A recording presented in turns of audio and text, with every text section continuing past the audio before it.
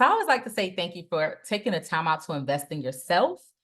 If you are live in the class, welcome. If you're watching the playback, welcome. So I just wanted to open up here by talking about the estate protection, also understanding the power of the estate.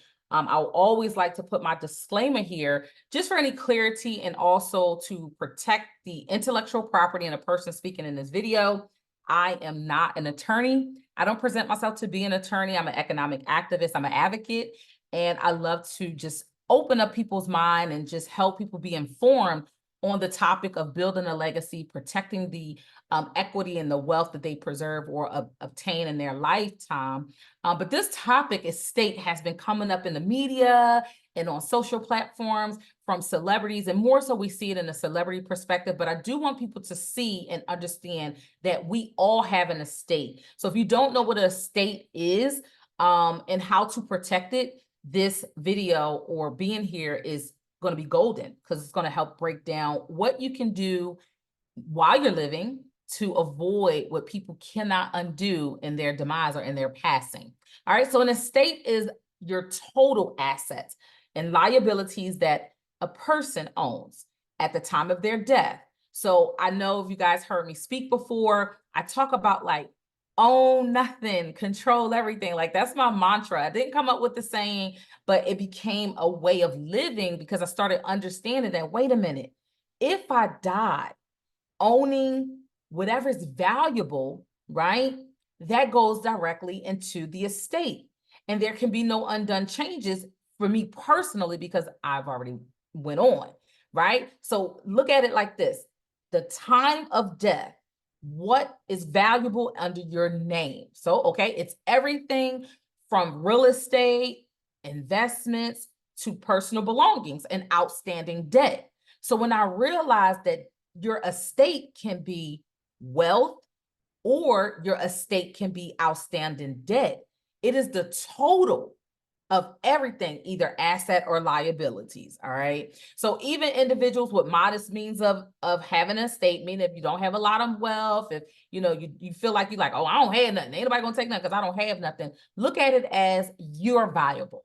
Okay. So as long as the person owns any kind of property or have any financial obligations in their natural name, understanding the basis of estate is crucial. Okay, so like I said, being here, listening to this is very vital, especially in these times of what we're living in. So it's ensuring that one's assets are properly managed and distributed after passing away. So if you ever had a past, maybe someone in your family passed away and you didn't understand like why they're starting to freeze the bank account, what's going on, why we can't get access to, this person's assets, why is the home being foreclosed, why are there, repossessing the car? Well, if they have a loan on the car, they still have to pay the car payments, right? But it's in their name. They're the only responsible party unless they pass on responsibility. So this is how now we start to see, if you want to inherit something that is not totally paid off, you also inherit the debt. Okay. So pay close attention as we go through this process of understanding, how do we keep the power and protect it in our family? So contrary to popular belief, an estate is not limited to just the wealthy, because we see and hear a lot through social media like, oh, Aretha Franklin's estate, Michael Jackson's estate, Nipsey Hussle's estate, right? It's not just to the wealthy. Even individuals with limited means, such as those living in modest apartments, renting homes, even have an estate. As long as the person owns any property, has financial accounts, it could be bank accounts, it could be annuity accounts, if you trading stock accounts, right? Even if you have outstanding debt. I know this is repetitive. I apologize. I shifted over to another slide, right? But again, it's still important. The estate is open automatically. Okay, so I want you to read right here. The estate is open automatically when you're born. This is how like the birth certificate is like the key as to how we enter into commerce. If you ever hear someone says, man, that birth certificate is worth $5 million.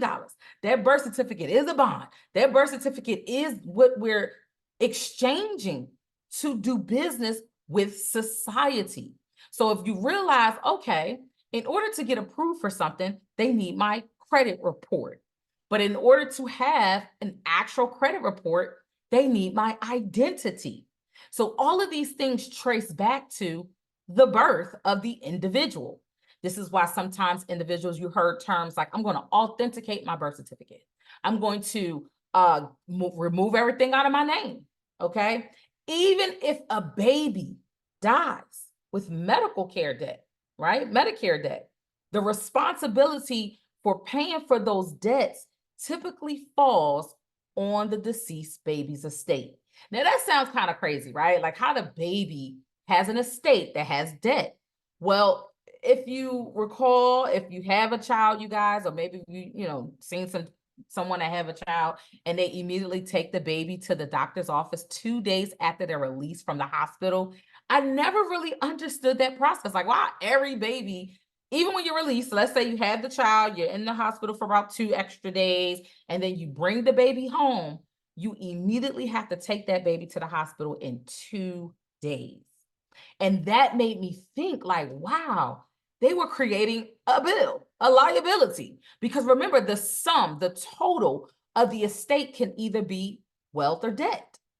So now we just created a medical bill, which is debt on a 2-day-old baby.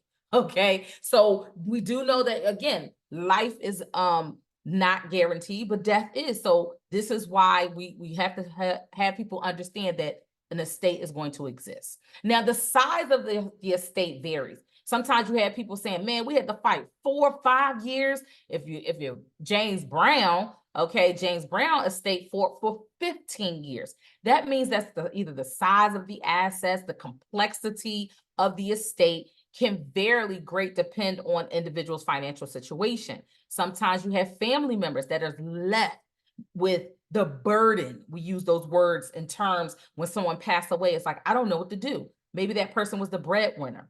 I don't know what to do. I can't afford a probate attorney. I can't afford, I don't even know where to go to even get access of these things that they've taken or that is locked in the estate or sealed. Okay, should I use the term? The estate is sealed. If you hear someone said that home is now the estate of Joe Brown, right? The estate of that bank account is now under the estate of, is because they had to close those open accounts and then, shift it on over to the sealed records of probate or an estate. So those with substantial assets, investments, real estate will have a longer or complex estate, while those with fewer possessions and fewer debts will have a simpler, small estate. Regardless of the size of state, all estates must be properly handled through probate court process or with the help of an estate planning tool. And that estate planning tool, we'll get into that. So either if you have a will or if you do not have a will, it still has to run properly through probate.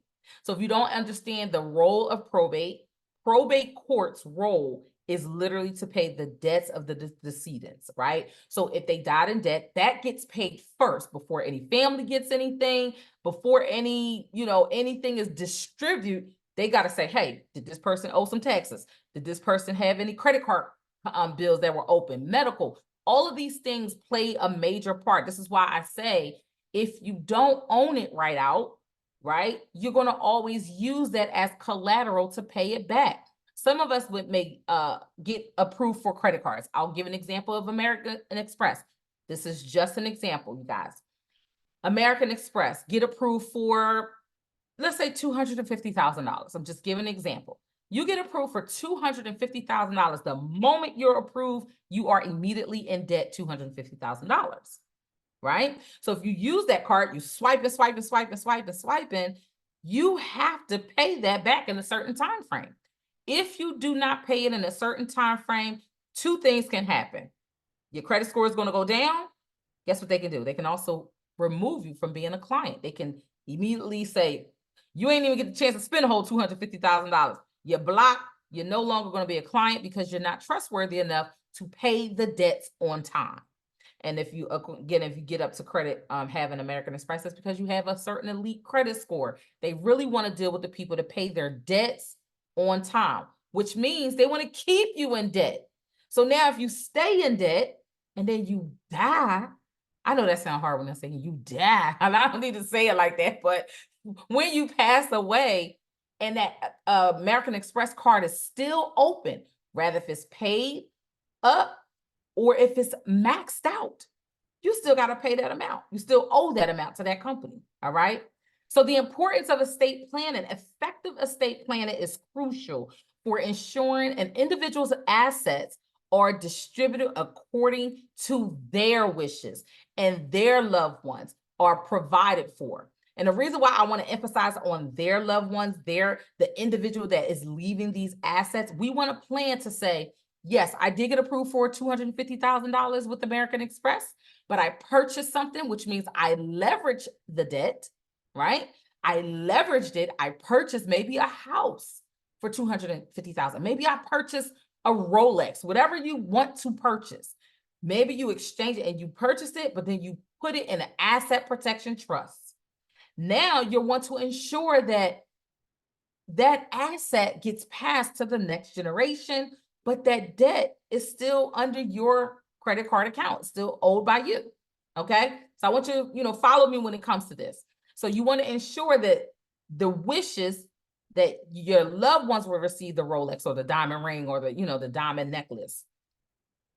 So this process can involve creating a trust, minimizing estate taxes, and even those with modest means should consider estate planning to protect their assets and ensure a smooth transition after their passing. I get people to say all the time, I don't own anything. I don't have any assets. I don't even know why I would need a trust. If you have a bank account, that's an asset. Hey, if you have a job, do you not know that's an asset? Why? Because that's the means of income coming in, right? You hear jobs that say, we can offer you a pension. You hear jobs that say, there's a retirement plan that's connected to it. So don't say if you're, somebody been at a job for 30 something years, they're due to retirement or they're due a pension, that's not an asset. So I want people to understand, even if you just started working a job, you can still better plan to say, with this income, I'm going to at least take my check out of every 2 weeks and pay on my life insurance policy. Boom. These are the reasons that you can fund a trust and why it's important to have a trust, because what you're doing is blocking out the estate of the wealth. And if there's, again, debt that's sitting there, that's another level. All right. So protecting the estate with the trust, with an irrevocable trust, as I specified, I'm not telling you what you should have because there's different types of trust. Well, actually, there's 2 types and there's multiple reasons why individuals will get 2 types. One is revocable. The second is irrevocable. It could be one or the other. Okay. You can use it for any other reasons like special needs trust. Hey, it could be for marital assets, protection of all these things. But I want to emphasize on irrevocable trust. Now, the reason being is, and I'll just explain it just in case if you've not heard me say this before, revocable, you can make multiple changes. You can revise it. You can have the control. You know why? Because you still own those assets. You still control those assets. That's why you have all the control and power, right? And you can make those multiple changes because it's still under your name, which means it's connected to your estate.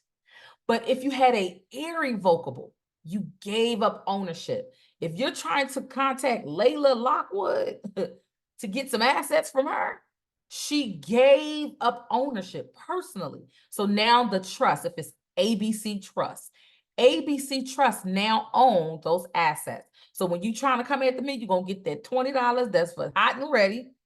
And that's all I'm worth. Okay. So, or if not, what you're going to see on my background is debt. That's what's in my name, debt, right? So when we talk about irrevocable, because we gave up ownership, we're protecting the things that we amassed in our lifetime. Okay. So let's say I have to get more things and transfer it over. That means I can put some stuff in my name and transfer it. Hopefully y'all picking up what I'm dropping. So now the irrevocable offers asset protection. The revocable do not offer asset protection. So I became strong-head on just really talking about irrevocable. So if you hear me say this more than revocable, that's the reason why. All right. And then also when I transfer those assets to the irrevocable trust, it's removed from my estate, personal, okay? Now, establishing a trust. An irrevocable trust is a powerful estate planning tool that can be used to protect an asset with an estate. This type of trust is established by the individual who then transfer ownership of their assets to the trust. Once established, the trust becomes a separate legal entity, and the individual no longer has control over those assets, which is fine, right? Because it's a separate legal entity. And here's the thing that I want to put out there. We don't promote fraud. We don't put things out there to say, set up a trust so nobody will come get this stuff. And then you out here doing some malicious activity or some fraudulent activity. I want to make that very, very clear, because when it comes to having a trust and estate planning tools and being prepared to protect the things that you amass in your lifetime, you have to have the right attitude, and you got to have the right mindset, right? Because I talk about this a lot, and I hear someone say, "Oh, you can't set up a trust to hide." Well, there's a couple of people, right? There's a few people that, and I'm not talking about our demographic of people, but they will have this in place as a just in case, right? And when we look at the part of the word using plan, prepare, plan, estate planning tool, is because we don't know what's going to happen today or tomorrow. We don't know what's going to, who's going to pull my name up. You see, if I have a lot of, people that look into my life on social platform, we don't know who's malicious and wants to just sue someone out of the blue. Or if you have real estate property, you don't know who's going to slip and fall in front of your property because it's black ice outside. So what we do is we better plan, we prepare, okay? Hopefully everyone's muted. If you could, hold on, let me just make sure everybody's muted.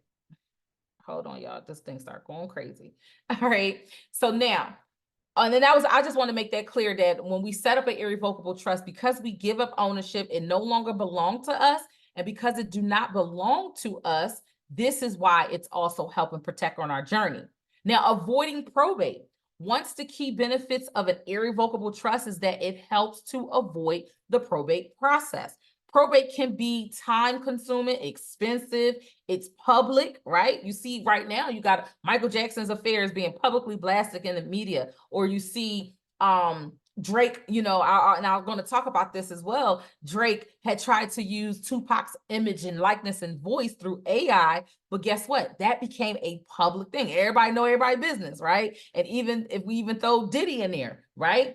What's happening is, if whatever's in his name, from business, from partnerships, from membership interest, shareholder, whatever is in his name, it's public because he's going through a public battle. So now when you give, and going back to this, when you give up ownership, it's a separate legal entity.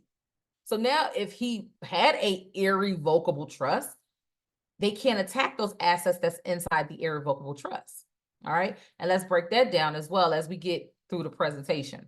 All right. So one of those key benefits of an irrevocable trust, it helps avoid the probate process, avoid the time consuming, expensive public, for it being public, whereas assets held in an irrevocable trust can be distributed directly to the designated beneficiaries without going through the courts. How cool would that be if you like, yo, my mom left me some stuff, my dad left me some stuff, he left me business, he left me some money, he left me all this stuff, and it was right after a funeral. As soon as we went through the repairs, I'll start counting that money, right? It's a cool way to say, we didn't know this person was going to pass away, but at least they plan that the next generation have a better life.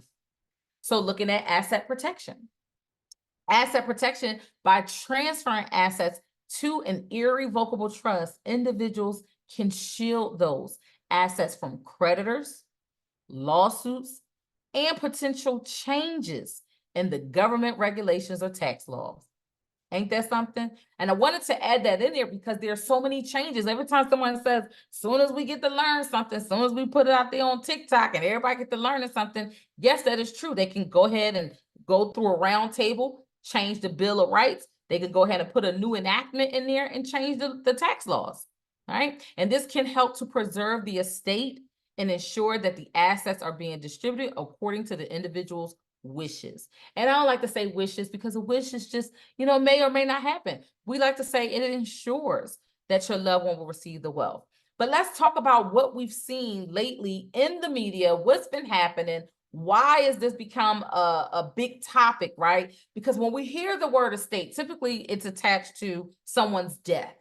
But I've seen a lot of celebrities, or even not even just saying celebrities, because it could be in the just entertainment industry alone. So when it comes to the entertainment industry, everything is done under contract law. All right. So you're looking at three. I got three examples here. Aaliyah, which she passed in 2021, right? That was 2 decades ago. Wait, I'm sorry. 2001. I'm sorry. 2001. That's an error. 2001. I'm like, that don't look right. So, and then OJ Simpson, he passed in 2024 this year, and Wendy Williams is still alive, but you hear their names that came up in the media. So I'm gonna try to break this down really quickly.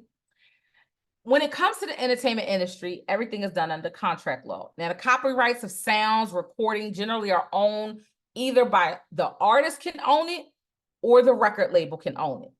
And when it comes to, like, I'll give you an example. Young Dolph, even though he passed away, he passed away as an artist owning his sound, or they like to say masters, right? He owned his masters. Or you could be looking at someone like Lil Wayne. He's still living, but Lil Wayne, he sold his masters, right? So he sold his masters into a record label company, or a record label company like who owns someone's masters. I'll give another example who owned the masters. I'll use Diddy. I'll use Diddy. Diddy had owned everyone's masters, from Faith Evans, Biggie Smalls, from Total. Like, he owned their masters under the record label, even though he just released it. Just look at all these years, over 20 years, he's owned, the record label owned everything that they did, right?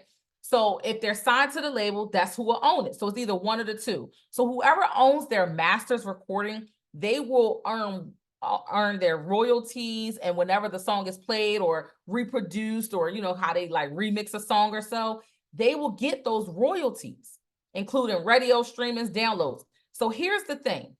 If someone dies, and I want to make this clear when it comes to the entertainment business. When you get signed, it's a contract. So think about when you get signed, and we can even think about from our own life perspective. When you sign an application, when you sign a contract, when you sign the documents of going into an emergency room, right? They have you sign something immediately when you go in triage. We're signing something. That means we don't have the control. Whoever we're enslaved to, signed to, contract to, we don't have the control. When you go into the bank and you open up a bank account, remember, you don't have control of that bank account. You gave the power when you signed that dotted line, and then they turned around and gave you authorized usage of that account. And this is similar to what these individuals are going through. So the way that they can make some money, they got a few ways to make money. Performing royalties, royalties produced by live performances of a song, like festivals, concerts. This is why you see people go on tours and things like that. Mechanical royalties, right? Royalties that come from manufacturing physical copies. You see people with big album vinyl records and things like that. Or you got TikTok that took them out the box, when a song can literally go viral just off of a little TikTok dance. But that means the money wasn't going through certain digital streams. It was just going through TikTok, and these people started getting, money that way, right? So mind you, this is how either the company's getting paid or the actual artist is getting paid, and why it still correlates to us as individuals. But I want to break this down really quickly, because we see this more and more and more, and we're thinking these people are rich. How then? What happens is, the reason why I wanted to bring these celebrities and artists up is because we're thinking they got money, their assets get taken, so now I don't need no trust, because if they money get taken and I ain't got none, Ain't no need for me to have a trust. Believe it or not, that's how some people were thinking. And that's how some people were sending messages to our platforms by saying, well, why would we need to trust if Michael Jackson was the richest man and they taking his stuff? I don't want no trust, you know, or why should I still get one? Okay. So that's why I want to break this down. And then sync, and I'm here, sync sync licensing royalties. Royalties are generated when a song or a song is broadcasted through AV media, like advertisements, films, video games. You ever see, like, you know, songs are played on movies and things like that, right? The point that I make is sometimes people say, when I record a song, I'm going to always get paid off that song. I was talking to one of our seeds, and I mentioned that I recorded video one time, and I can allow my intellectual property to now bring some royalties, right? And I shared this with my son, because my son is on one of the videos, and he recorded at the age of 13, and he's like, I look so young. I'm like, yeah, you recorded, and now you can make royalties. And I'm glad I used that term with him, because we even think about some of the things that we do in our lifetime, and we don't even realize that our natural self signed these dotted lines. We signed these contracts, and then we don't even realize that we die in debt based on we're doing business with a company. Here's what I want to bring to this light. We as individuals, we as natural people have an expiration date. But when we go in contracts, we go in with these companies. And this is why some of these celebrities, when they pass away, it's now an uproar for the families, because why? The companies own the publishing royalties, the physical and digital sales, sync licensing, touring, merch, remixes and samples. You hear when somebody passed away, they trying to pay homage, right? They try to say, oh, we remixing this because this, you know, give an example of, like I said, they try to use Tupac name, and then they was like, cease and desist. The estate of Tupac is suing. Okay. Sponsorships, features, all these things. What happens is when you sign, you're loaning your records to the label. All right. So this is just to give an example from any company, Def Jam, Interscope, Bad Boy, whatever, right? They're loaning the records to the label for a limited period of time, and is giving up their rights for either the life of the copyright, and after that term, after that licensing term over, you can regain either full ownership of your music by owning your masters. You get to stay in control, and you get to get your career earnings. This is why I brought up Lil Wayne, and this is why I bring up some of these celebrities here. Lil Wayne is still living, but he gave up, he sold 100 million of his masters. But do you not know that he sold it to a company to pay off a debt? Because remember, this is just a loan. And if you never heard the term that life is a loan, because we are borrowers. We on borrowed time, and we borrow in debt. Ain't that something? That's how we survive. We consume debt while we're living, and then we can't take it with us. You hear that term, but that term is not just for the things. We talk about, we either going, if we don't have a plan, we're going to die. We're going to be born into debt, right? Because some of us say we're born into the, you know, not to say ratchet, not to say ratchet family, but we're born in poverty. We're born into a family that is not wealthy. So then we feel like we're born in debt, and then we die in debt because we don't have the plan. We don't have the knowledge. When we talk about the wealthiest place, it's not Dubai. It's because people die with $1 million, $1 billion ideas and never got a chance to finish it, or even in this case, never got a chance to even own to have their full ownership, right? So Aaliyah, sorry for the typo, Aaliyah, she died in 2001. And to this day, her family is still fighting for her music and streams. If you notice, they don't really play it that much. And that is because the royalties, every time a song is played, every time something is published, every time something happens, the company is getting paid. Why? Because she was under a corporation or a label, even though the label was her family, her own family member, her uncle. It's still a business transaction. Why? Because she's locked in a contract. Okay. And they're settling off the debts of anything that's being used. So if right now, if I play 4-page letter, right? If I play Care for You. Now, let me not run down my favorite songs. Okay. But if I play these songs, the money is not going to her family. The money is going to the label because that's the position she was in when she passed. Now, let's get on the big old OJ, okay? Because OJ has been owing these people. It was a big lawsuit that he had to pay out to the family under wrongful death. I think they had got him for like under wrongful death back in like 96, y'all, like 90, 98, 99. Like this has been a long time ago, but he just recently passed. But over the years, almost 30 years, they was mentioning that he has not paid his debt. And here's the thing about asset protection and planning before something happens. When you plan, you don't know what lawsuit may, what type of restitution you're going to have to pay. But from his public record, he was worth very, very little. And the only reason why they calculated like 30 million was because he had a pension.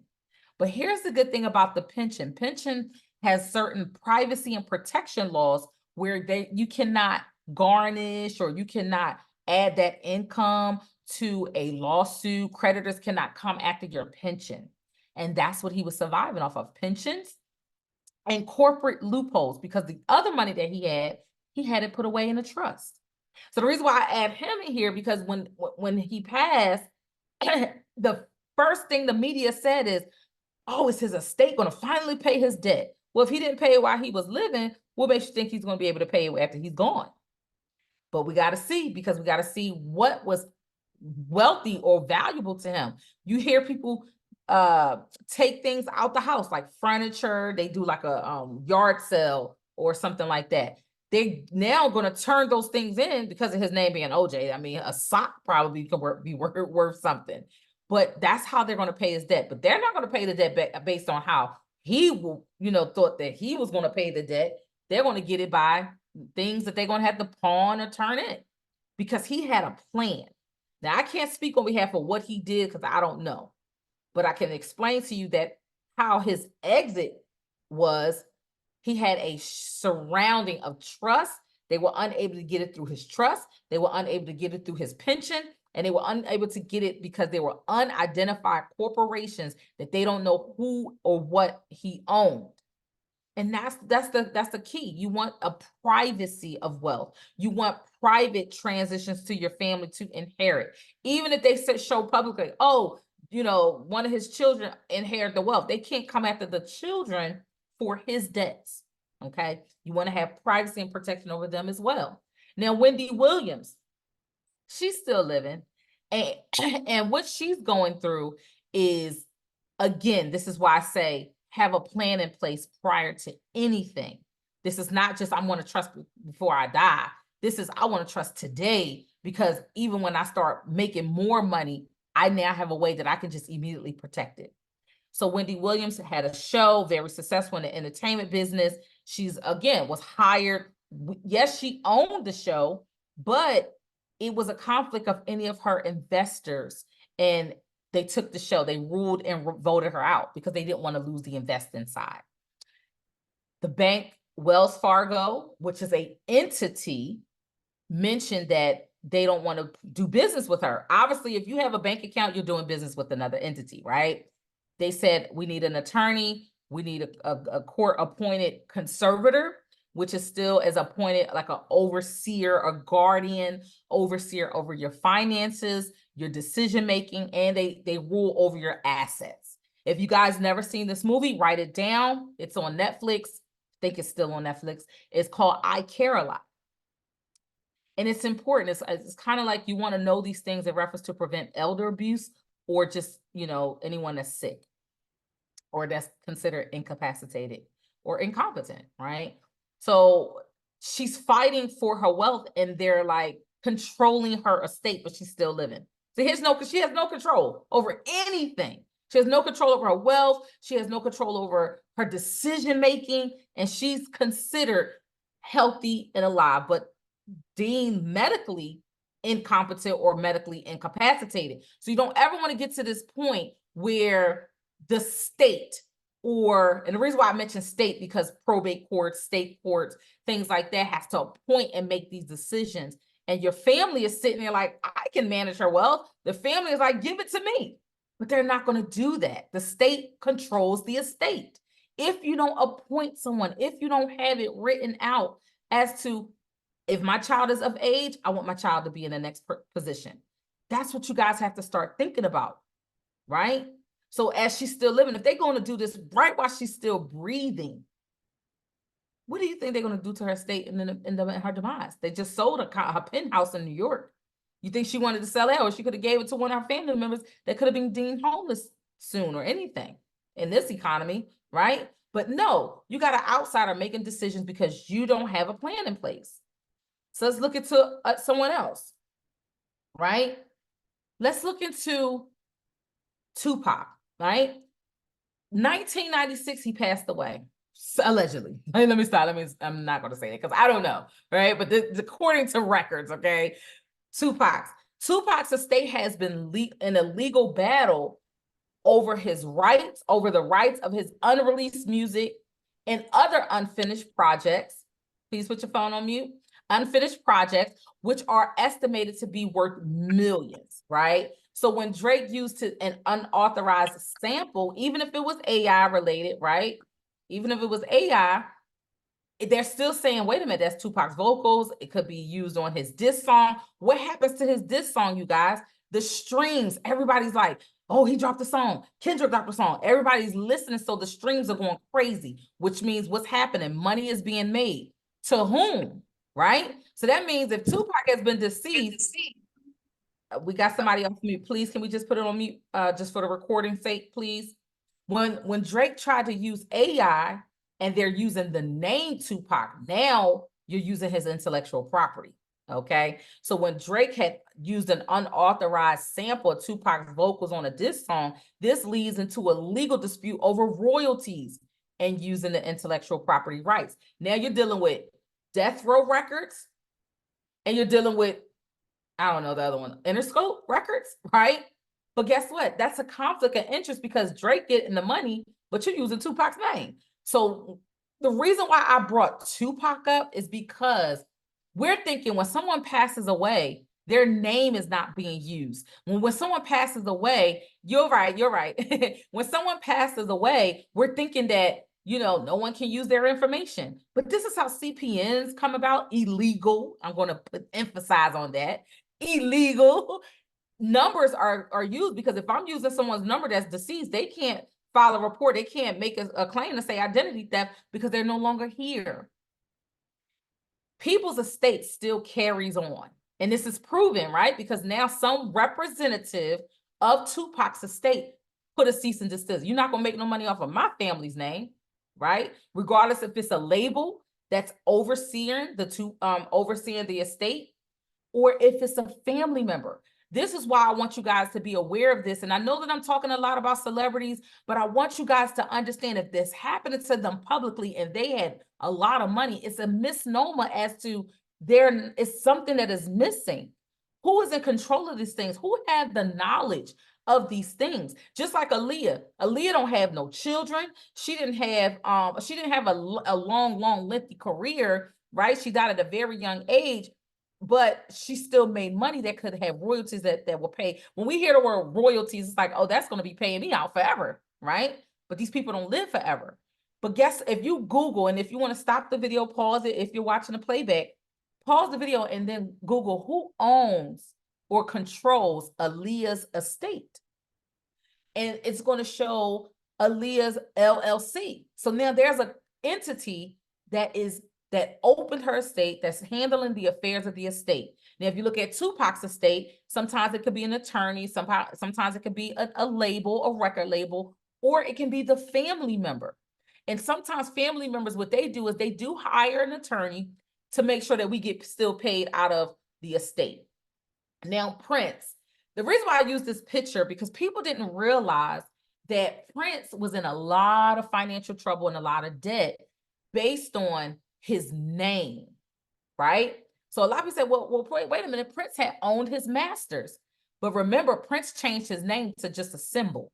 So when he changed his name to a symbol, that's when he was able to have control of his catalog. He was able to value up over 200 million, right? Because what he did was he started realizing, when I signed to these labels, I signed over my name, my likeness, every song, everything that I'm doing, it goes to the company, because when I signed myself, I had to loan them the rights, the control over all his music. And he didn't want that. So when people get their masters, what does that mean? When you hear masters, when you back in the day in the slave time, right? The master was who had all the control, and you were just enslaved. You barely got any, right? You had to go master to get to live. And this is why, if you look at, even from somebody like a city girl, you can get dropped from your label. You can go from having millions to now trying to figure out how to make it. You go start doing pop-ups at clubs, start dropping your own music. You start hearing new artists like, DaBaby and all these different things. What they do is they try to create another label under them. So then you got DaBaby as an artist, but then you got DaBaby billion dollar baby entertainment, and now he's putting other people on, because sometimes these artists, the people that we try to worship, and I'm not saying we as in us that are very knowledgeable and say, no, I ain't worshiping nobody, right? But those that love the music, we love the look, we love the lifestyle, and the whole time these people don't have control. That's the point that I'm getting to. So when we see the Michael Jacksons, the Prince, the Aretha Franklin, the all these different celebrities that are wealthy, and are they really? Do they really have control? Did they not have a plan in place? So when we're looking at, and I'm going back here to Prince, that passed in 2016, this vast music catalog valued over 200 million became a center of a continuous dispute between his family, his heirs, and various music companies. Now, there was a music company called Primary, I want to say it's called Primary Wavy Company, right? Primary Wavy Company not only owned Prince catalog, but they also own Luther Vandross. So now I'm looking at, wait a minute, these singers, they don't own their stuff. When people die, and we can even throw DMX in there, when these people died, like DMX is on books, on the record of identified of dying in debt. Like, he had nothing. When he had some of the biggest songs, he toured all over, which made sense why he toured, because that was the money that he was making for themselves. But when you play the song, when you buy the album, it goes to the company. You hear artists that says things like, the company, the label approved my budget. You might have a $500,000 budget to do a video, to do a whole project, do 9 videos, but the whole time you're not making that money. You starting out in debt. And if you die, this is why these record labels immediately get life insurance on the artists. Okay? And I know I threw entertainment and music industry together because it's all the same. That's why they just call it entertainment industry.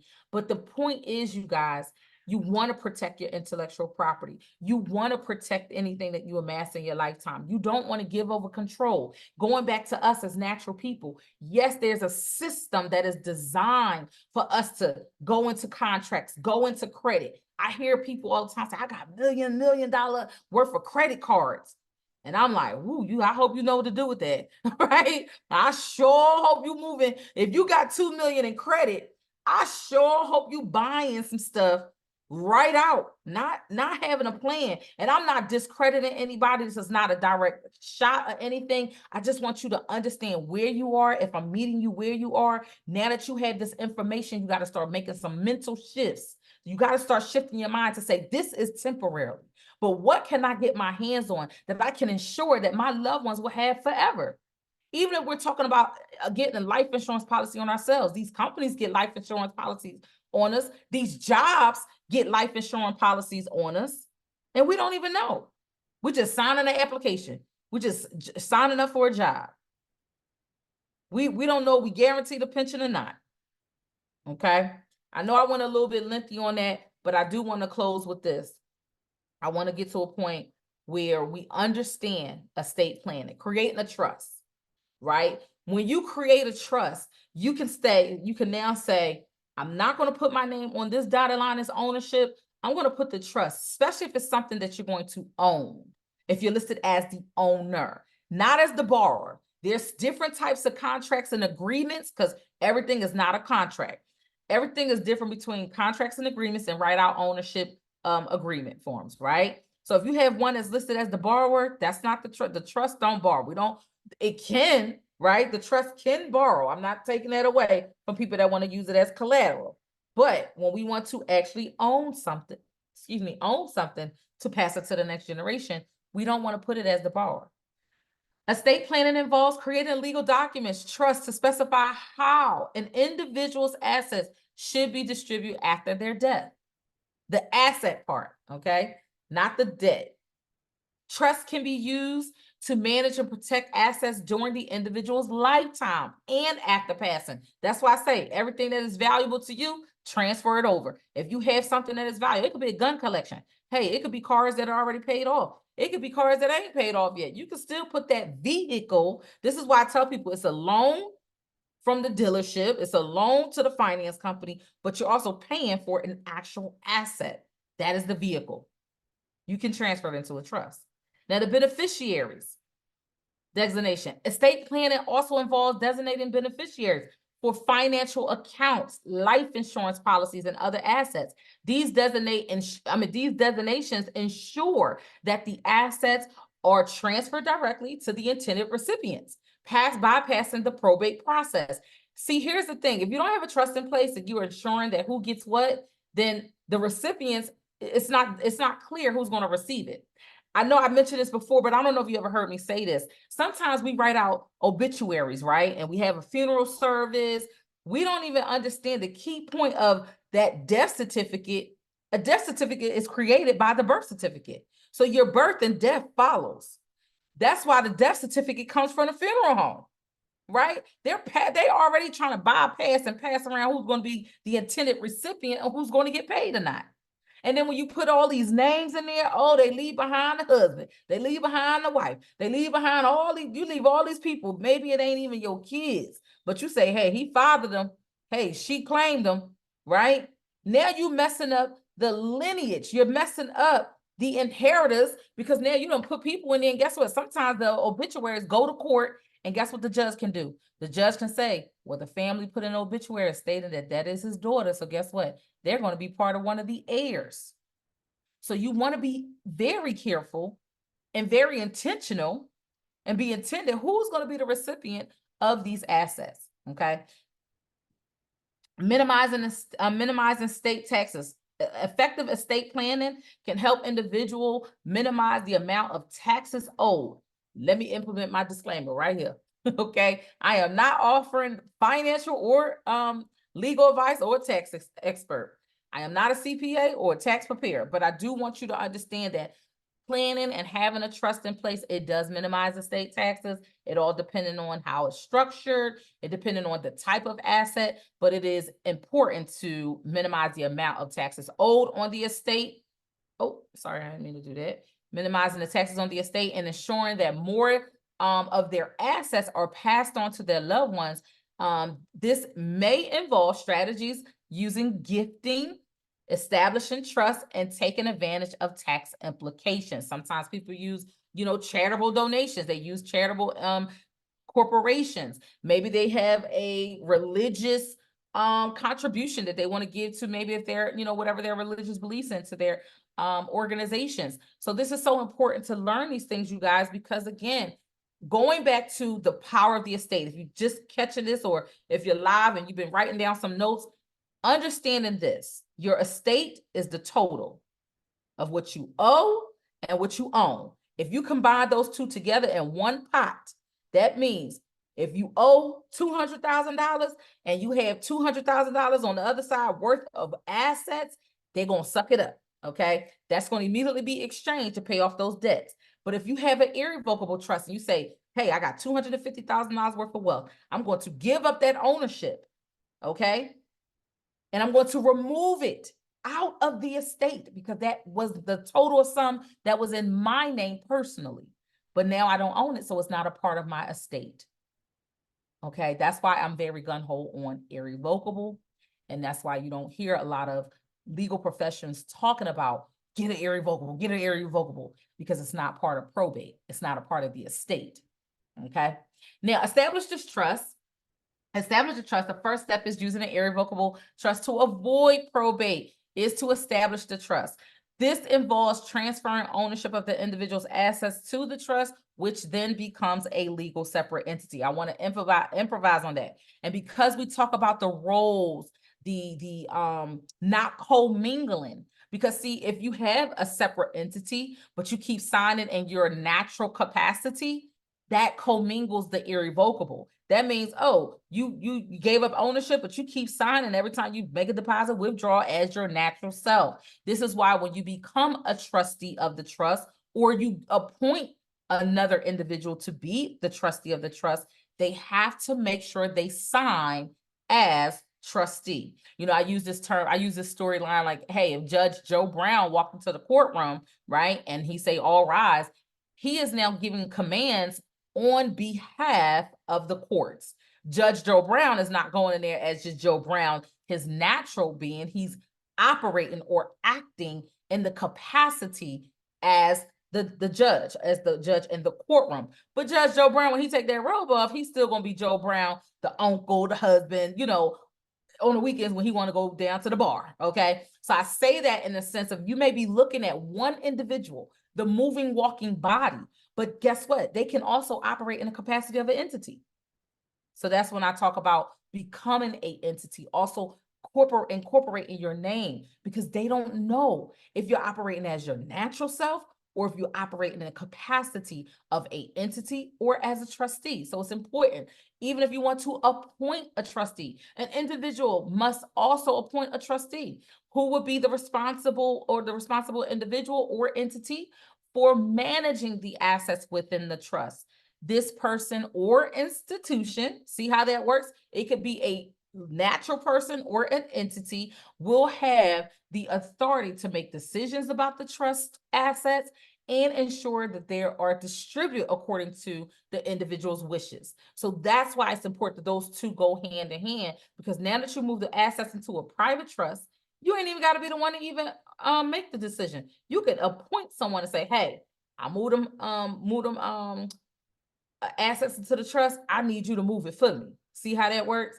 Now, avoid probate by placing, I know this may seem repetitive, y'all, but I'm telling you, it's so important not to miss a step, okay? But by placing assets in an irrevocable trust, the individual effectively removes them from their personal estate. That's the key. That's why Michael Jackson, that's why Prince, that's why all these people you see in the news, that's like, how is they going through court and probate and what is going on? Because they naturally was connected to a label, that was connected to a contract, naturally that they died owing those people, those contracts. So if a contract, if a label say, I'm gonna sign you, but you gotta make 25 CDs or whatever, how they do it, records, and you only got the 10 and you died, you're now in debt 15. So that budget, that income is now going to be like, you signed the contract that you promised to pay, or we like to say personal guarantee. When I keep trying to tell you, life not guaranteed. So nobody should be really excited to personal guarantee. The goal is to, if you are to be in that position, because I don't take away for anybody's decision making, if you were to personal guarantee, you have to have a strategy behind it. Most of the time, people will borrow even when they don't need it. Okay, they say, I got the money right here, but I want to use your money. When they use the term other people's money, OPM, right?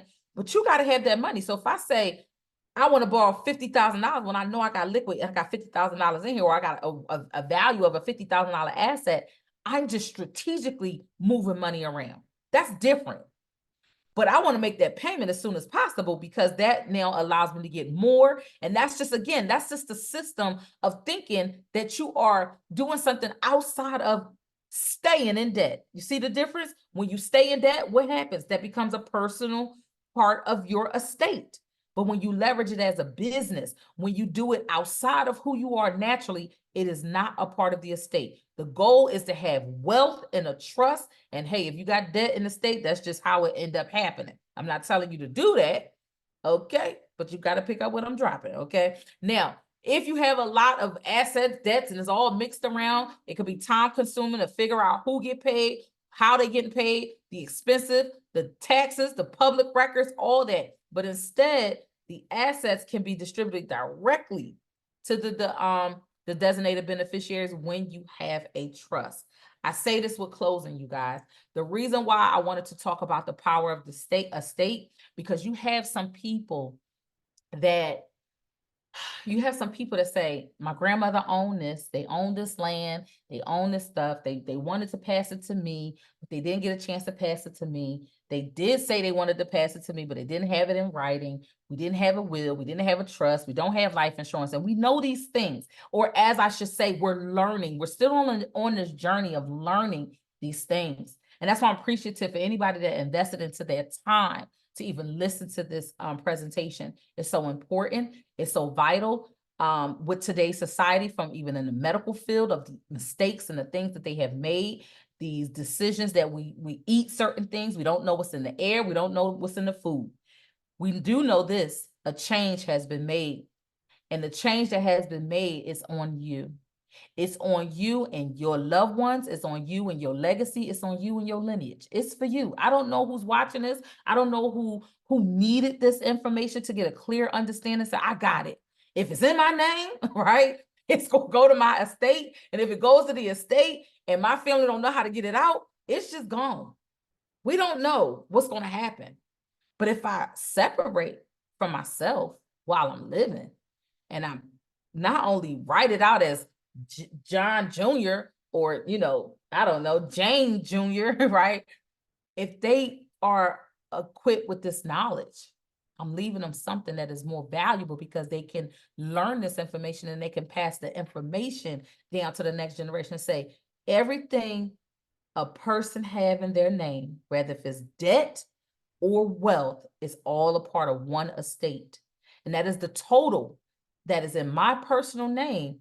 And if it's in my name when I die, it's going to go right to the estate. It's not going to go right to the family. And sometimes that could take a couple of months, or it could take a couple of years.